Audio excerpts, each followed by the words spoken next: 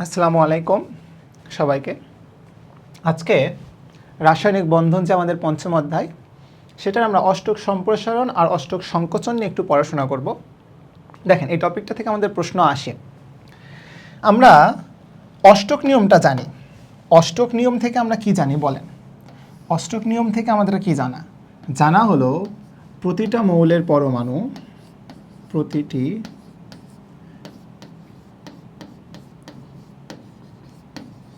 মৌলের পরমাণু তাদের সর্ববহিস্থ কক্ষপথে 8টি ইলেকট্রন অর্জন করতে চায়। গুড। তাহলে এখানে আমরা কি দেখতেছি? প্রতিটা মৌলের পরমাণুই চায় তাদের সর্ববহিস্থ কক্ষপথে কয়টা করে ইলেকট্রন পূরণ করতে? 8টা করে। তাহলে অষ্টক সম্প্রসারণের মিনিং হলো, দেখেন, অষ্টক সম্প্রসারণের মিনিং হলো সেখানে 8টার চাইতে বেশি ইলেকট্রন থাকবে। পূরণ করতে চায় 8টা, বাট সম্প্রসারিত হয়ে গেছে, অর্থাৎ সর্ববহিস্থ কক্ষপথে 8টার চাইতে বেশি ইলেকট্রন আছে, মোর দ্যান 8 ইলেকট্রন আছে।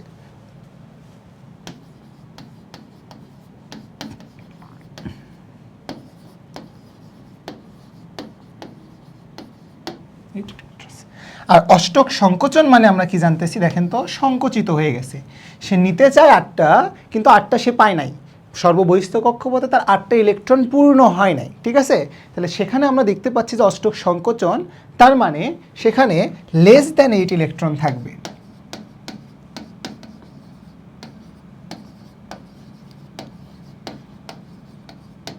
তাহলে সর্ববহিস্থ কক্ষপথে যখন 8টা ইলেকট্রন পূর্ণ হয়ে যাচ্ছে, সেটাকে আমরা বলতেছি অষ্টক পূরণ। যখন সর্ববহিস্থতে 8টার চাইতে বেশি ইলেকট্রন থাকতেছে, তখন বলতেছি অষ্টক সম্প্রসারণ। আর যখন 8টার চাইতে কম ইলেকট্রন থাকতেছে, তখন সেটাকে আমরা বলতেছি অষ্টক সংকোচন। একেবারে সিম্পল কথা। দেখেন, আমাদের প্রথমে যে যৌগটা আছে, যৌগটা হলো BCl3, hydrogen, helium, lithium, beryllium, boron, 5 number মৌল। তাহলে BCl3 বোরন ট্রাইক্লোরাইড, ঠিক আছে? দেখেন, তাহলে বোরন ট্রাইক্লোরাইডের যদি আমরা, বোরনে কয়টা ইলেকট্রন থাকে বলেন তো? 5টা। এই কি হলো? বোরনে ইলেকট্রন থাকে 5টা, আর ক্লোরিনে থাকে কয়টা? 17টা। আসেন আমরা এটার যদি ডায়াগ্রামটা ড্র করি, কি দেখতে পাবো? ড্র করি। আমরা একটা দুইটা খুব ভালো করে বুঝবো, তাইলে আপনারা সবগুলো বুঝতে পারবেন।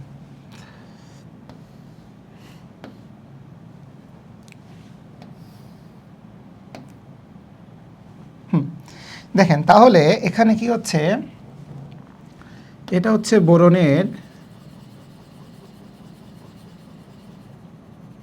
নিউক্লিয়াস, এবং বোরনের প্রথম কক্ষপথে 2টা ইলেকট্রন, এবং যেহেতু 5টা ইলেকট্রন টোটাল, তাহলে শেষ কক্ষপথে থাকবে 3টা ইলেকট্রন।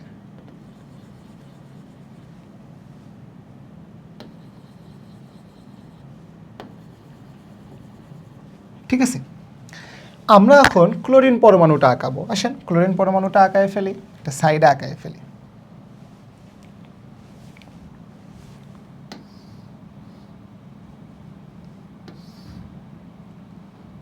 ক্লোরিনের 3টা কক্ষপথ থাকে, ঠিক আছে? লাস্ট কক্ষপথ 3s2 3p5। এটা হচ্ছে ক্লোরিনের নিউক্লিয়াস। গুড। তাহলে এখানে আমরা প্রথম ইলেকট্রন পাবো, প্রথম কক্ষপথে 2টা ইলেকট্রন, দ্বিতীয় কক্ষপথে 8টা ইলেকট্রন,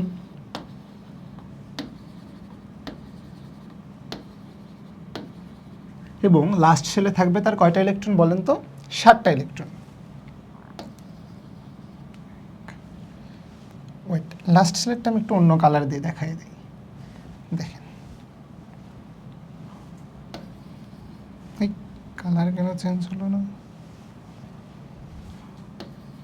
একটা, 2টা, 3টা, 4টা 5টা 6টা 7টা। গুড। তাহলে দেখেন এই যে ক্লোরিন পরমাণু আর এটা হচ্ছে বোরন পরমাণু, দুইটা পরমাণু একে অপরের সাথে যুক্ত হবে সমযোজী বন্ধনে।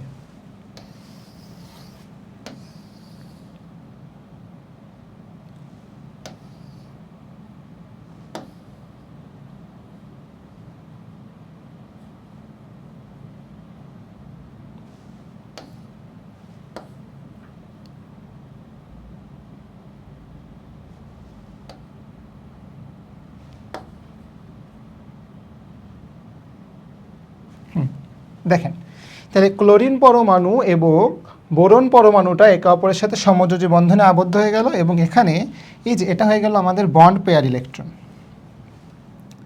এই যে এটা হয়ে গেল বন্ড পেয়ার ইলেকট্রন। ঠিক আছে, বন্ড পেয়ার ইলেকট্রনটা কি বুঝতে পারছেন আপনারা? দেখেন বন্ড পেয়ার ইলেকট্রন হচ্ছে কি, যখন সমযোজী বন্ধনে উভয় পরমাণু যে ইলেকট্রন জোড়াটা শেয়ার করে সেটা হচ্ছে বন্ড পেয়ার ইলেকট্রন। আমি আরেকটু ভালো করে আঁকায় নেই।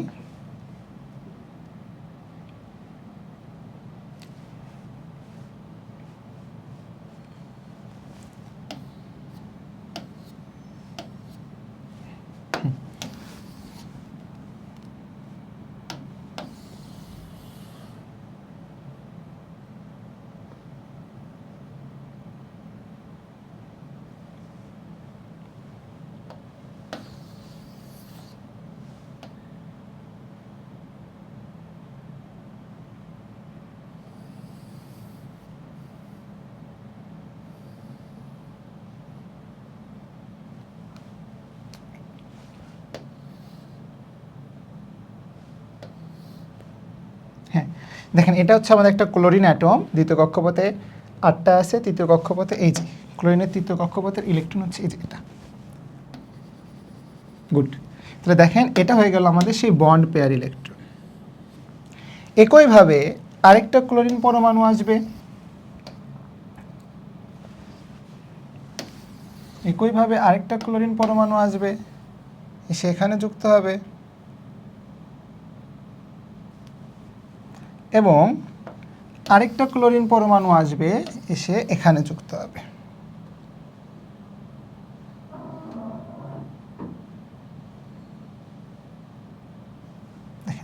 আশা করি আপনারা বুঝতে পারছেন। তাহলে মাঝখানে ছিল হচ্ছে আমার বোরন অ্যাটম, তিন পাশে 3টা ক্লোরিন অ্যাটম। এই যে ক্লোরিন অ্যাটমগুলো যুক্ত হলো, তাহলে খেয়াল করেন এখানেও বোরনের, এখানে দেখেন এখানেও বন্ড পেয়ার কীভাবে তৈরি হবে। এখানে যদিও একটু ওভারল্যাপ হয়ে গেছে আমার, আমি এটা একটু ঠিক করে দিই আপনাদের সুবিধার্থে। এটাকে একটু ঠিক করায় দেই। কীভাবে ঠিক করব? রোটেট করায়। হ্যাঁ, দেখেন এখানেও যে আমাদের হচ্ছে এটা হলো, সেটা হলো এখানে আরেকটা ইলেকট্রন আছে কার? ক্লোরিনের। তাহলে এখানে এটা হচ্ছে আমাদের বন্ড পেয়ার, আর এখানেও একটা ইলেকট্রন আছে ক্লোরিনের, সরি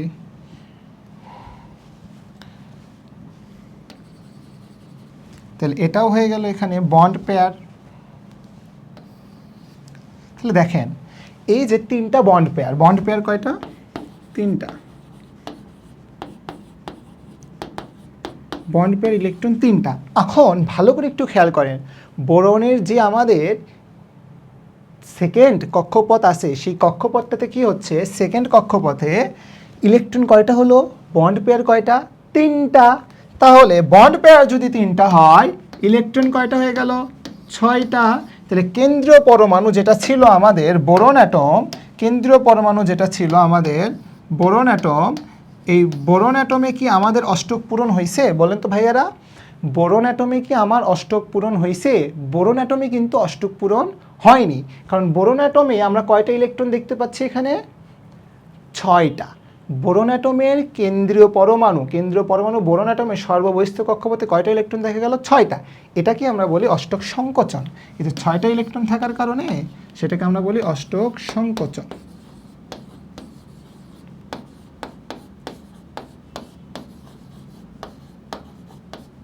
বুঝতে পারছেন? সেটাকে আমরা কি বলতেছি? অষ্টক সংকোচন। তাহলে এটা হচ্ছে বোরন অ্যাটম, এটা হয়ে গেল আমাদের বোরন অ্যাটম এবং 3 পাশে 3টা ক্লোরিন অ্যাটম। তাহলে এটা একটা ক্লোরিন অ্যাটম, এটা একটা ক্লোরিন অ্যাটম, এটা একটা ক্লোরিন অ্যাটম। তাহলে একটা বোরন অ্যাটমের চারিদিকে 3টা ক্লোরিন অ্যাটম আছে এবং বোরনের কেন্দ্রীয় পরমাণু বোরনে আমাদের ইলেকট্রন হয়ে গেল কয়টা? সর্ববহিস্থ কক্ষপথে 6টা। এজন্য বোরন বা BCl3-তে বোরন ট্রাইক্লোরাইডে আমাদের কি করতেছে? অষ্টক সংকোচন করতেছে। আচ্ছা, তাহলে অষ্টক সংকোচন মানে কি হলো ভাইয়া বলেন তো? যে সর্ববহিস্থ কক্ষপথে আমার ইলেকট্রন কি থাকবে? 8টার চাইতে কম থাকবে। গুড, তাহলে অষ্টক সংকোচন আপনাদের ক্লিয়ার। এবং আমাদের আরেকটা যৌগ আছে PCl5। PCl5 নিয়ে একটু যদি আমরা দেখি, ফসফরাসের তাহলে আমরা কি জানি? Sodium, magnesium, aluminium, silicon, phosphorus 15। তাহলে ফসফরাসের যদি আমরা ইলেকট্রন বিন্যাস করি, নিয়ন পাবো, তাহলে 10টা ইলেকট্রন আমার চলে গেল। তাহলে 10টা ইলেকট্রন যদি চলে যায়, আমি পাবো 3s2 অ্যান্ড 3p3। তাহলে 5টা ইলেকট্রন থাকতেছে নিয়নের সর্ববহিস্থ কক্ষপথে। গুড। আচ্ছা, এবং আমরা যদি ক্লোরিনের ইলেকট্রন বিন্যাস করি, তাহলে সেখানেও আমরা নিয়ন পাবো। তাহলে সেখানে কি হচ্ছে? 3s2 3p5। তাহলে দেখেন ভাইয়ারা, আমাদের ফসফরাসের সর্ববহিস্থ কক্ষপথে ইলেকট্রন আছে 5টা এবং ক্লোরিনের সর্ববহিস্থ কক্ষপথে ইলেকট্রন আছে 7টা। গুড, তাহলে আমরা চিত্র ড্র করে ফেলি। কিভাবে চিত্র ড্র করব দেখেন। আগে আমাদের ফসফরাস অ্যাটম থাকবে কেন্দ্রে,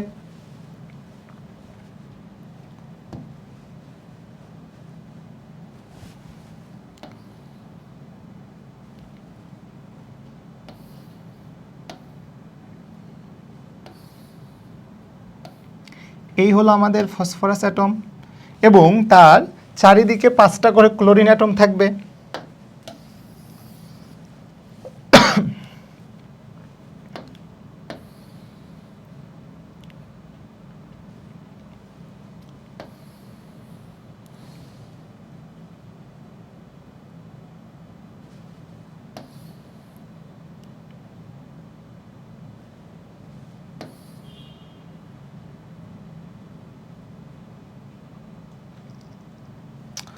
চারটা 5টা।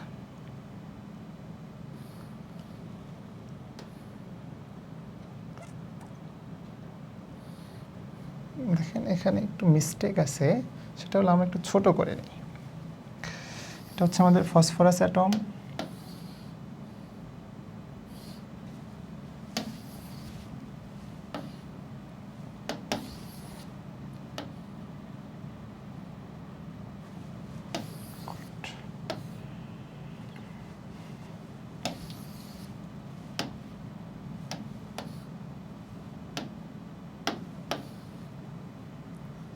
এই একটা ক্লোরিন অ্যাটম, এই একটা ক্লোরিন অ্যাটম,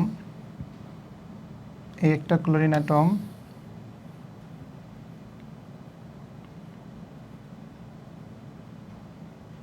এটা একটা chlorine atom and last of all ধরেন এটা আমাদের একটা ক্লোরিন অ্যাটম।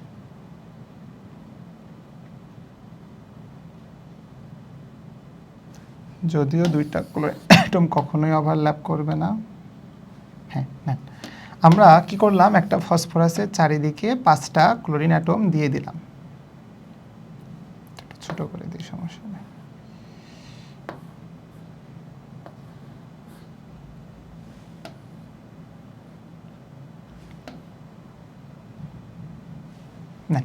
তাহলে মাঝখানেরটা হচ্ছে আমাদের ফসফরাস অ্যাটম এবং তার চারিদিকে হচ্ছে 5টা ক্লোরিন অ্যাটম। এই যে 5টা ক্লোরিন অ্যাটম কি করে দেখেন, ক্লোরিনের প্রথম কক্ষপথে ইলেকট্রন থাকে কয়টা? 2টা, দ্বিতীয়তে 8টা এবং শেষ কক্ষপথে 7টা। তাহলে এই যে একটা ক্লোরিনের ইলেকট্রন 2টা, 3টা, দেখেন 6টার একটা 7টা, একইভাবে সবগুলোতেই ক্লোরিনের অ্যাটম,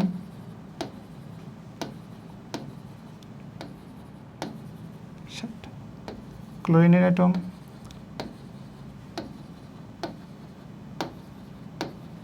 7টা, এই যে ক্লোরিনের অ্যাটম এবং আরও থাকবে কয়টা? 6টা। গুড, তাহলে এই যে একটা অ্যাটম, আরও থাকবে 6টা।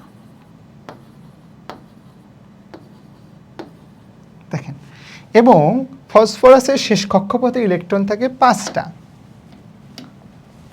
ফসফরাসেরটা ড্র করে ফেলি। ফসফরাসের একটা নিউক্লিয়াস থাকবে, ফসফরাসের নিউক্লিয়াস, ইলেকট্রন থাকবে প্রথম কক্ষপথে 2টা, দ্বিতীয় কক্ষপথে 8টা,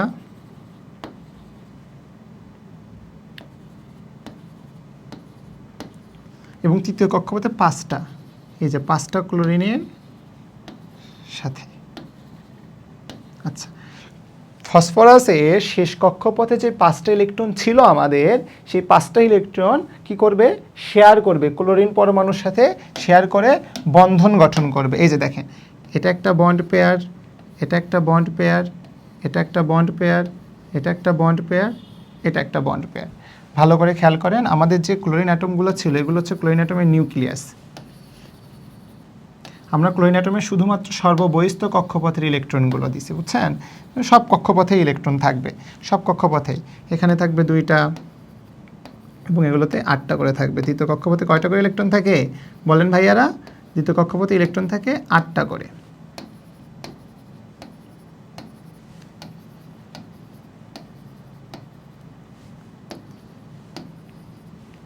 তাহলে এখানেও তাই, প্রথম কক্ষপথে 2টা ক্লোরিন অ্যাটম, দ্বিতীয় কক্ষপথে কয়টা? 8টা।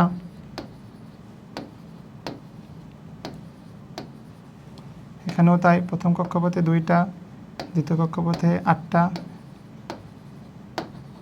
তাহলে এটা কোন রুল ফলো করে 8টা ইলেকট্রন হয়?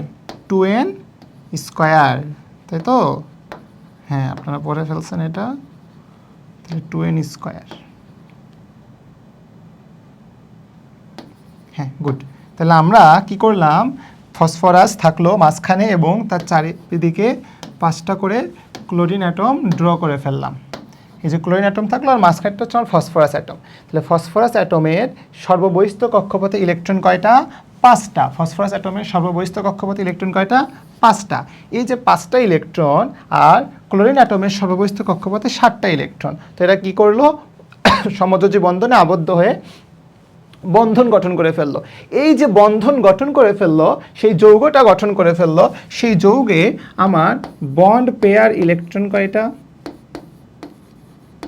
বন্ড পেয়ার ইলেকট্রন হলো 5। গুড। তাহলে বন্ড পেয়ার যদি 5টা হয়, তাহলে লাস্ট কক্ষপথে ইলেকট্রন কয়টা হয়ে গেল? 5 গুণন 2 ইলেকট্রন হয়ে গেল 10টা। এই যে 10টা ইলেকট্রন হওয়াতে কি হয়ে গেল? কেন্দ্রীয় পরমাণু ফসফরাসের সর্ববহিস্থ কক্ষপথে অষ্টক সম্প্রসারণ হয়ে গেল। কি হয়ে গেল ভাইয়ারা বলেন তো? অষ্টক সম্প্রসারণ হয়ে গেল। এই যে অষ্টক সম্প্রসারণ মানে কি? ইলেকট্রন কি থাকবে? মোর দ্যান 8 থাকবে। তাহলে সর্ববহিস্থ কক্ষপথে সর্ববহিস্থ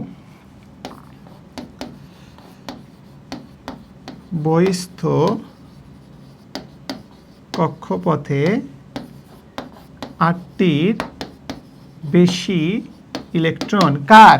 কেন্দ্রীয় পরমাণুর।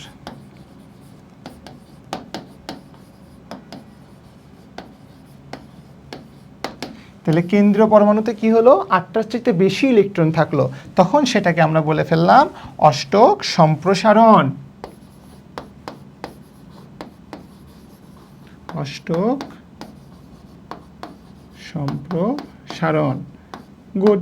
তাহলে আপনারা বুঝে ফেললেন যে আমাদের অষ্টক সম্প্রসারণ দ্বারা কি বুঝাচ্ছি আর অষ্টক সংকোচন দ্বারা কি বুঝাচ্ছি। তাহলে এইভাবে আরও অনেক কিছু মৌল আছে, আরও অনেক মৌল আছে যেগুলো অষ্টক সংকোচন ঘটে এবং অষ্টক সম্প্রসারণ ঘটে। ঠিক আছে, বোঝা গেল? তাহলে অষ্টক সম্প্রসারণ মানে সেখানে কেন্দ্রীয় মৌলের যে পরমাণু আছে, কেন্দ্রীয় পরমাণু, সেখানে কি থাকবে? সর্ববহিস্থ কক্ষপথে ইলেকট্রন 8টার চাইতে বেশি থাকবে। আর যেমন আমরা দেখলাম BCl3, সেখানে কি হলো? কেন্দ্রীয় পরমাণুতে ইলেকট্রন কি থাকলো? 8টার চাইতে কম থাকলো, সেটাকে বললাম আমরা অষ্টক সংকোচন। তাহলে অষ্টক পূরণ, অষ্টক সম্প্রসারণ আর অষ্টক সংকোচন আপনাদের ক্লিয়ার। অষ্টক সম্প্রসারণ থেকে আমাদের প্রশ্ন আসে এবং অষ্টক সংকোচন থেকেও প্রশ্ন আসে। তো এই জিনিসগুলো ভালো করে পড়ার চেষ্টা করবেন এবং যখন যেটাই পড়বেন অবশ্যই সেটা বুঝে পড়বেন। ঠিক আছে? এবং দেখেন, আমরা যদি আরেকটা যৌগ দিই যেটা আপনারা বাসায় প্র্যাকটিস করবেন, এই যে PCl5 দিলেন না, PCl5-এর পাশাপাশি আরেকটা আমাদের যৌগ আছে যেটা হলো SF6। কি যৌগ?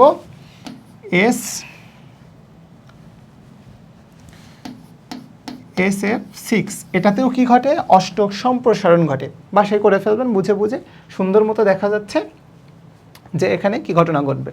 তো অষ্টক সম্প্রসারণ আর অষ্টক সংকোচন আশা করি আপনাদের জন্য ক্লিয়ার। তো আজকের জন্য এতটুকুই, আল্লাহ হাফিজ।